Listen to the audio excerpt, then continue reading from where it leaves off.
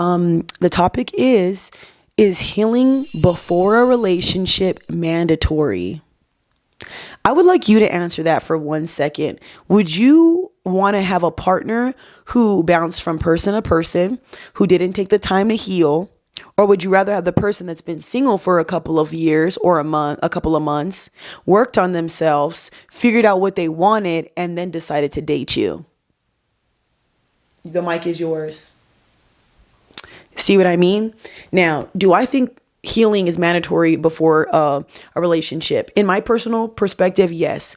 I'm going to give you a little story time and we're going to take full accountability. Now, I always talk about, relationship topics and things like that, but I don't go into detail about a lot of stuff with me, and I have no problem doing that. I do it on my lives, but not so much in my videos. I have not always been the perfect person. I'm not perfect even now. I'm also not, how do you say, I'm not straying away from my toxicity that I've had before. But one of the things that I noticed when I was younger compared to now, I shouldn't have been in relationships when I was younger. I was in relationships all my younger years. That's why now that I'm older, I'm very okay with being single. I felt like I should have been single for a long time until now. Why? Because I was constantly in survival mode. I was very depressed. I had a lot of anxiety, and I also did not know how to love myself. And do you know what those things do and bring to a relationship?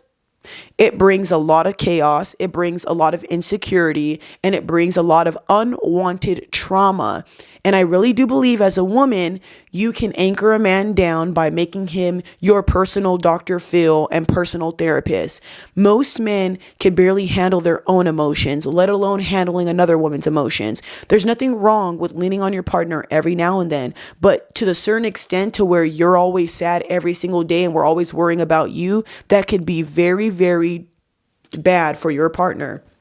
So in my experience, I really think that it takes a lot of soul searching for you as a woman and a man on top of that. But I'm speaking from a woman's perspective because I'm a woman, to be very weary of the relationships you get into soon. Because I'm telling you now, when you get older and you love yourself and you've done this self work, the way you love is so much more different. You're not loving out of survival. You're not loving out because you want to be loved so bad. You're not loving because you're desperate. You're not loving because you need someone. You're doing it because you actually care for them. So if I were you as a woman, please take the time to write these things down.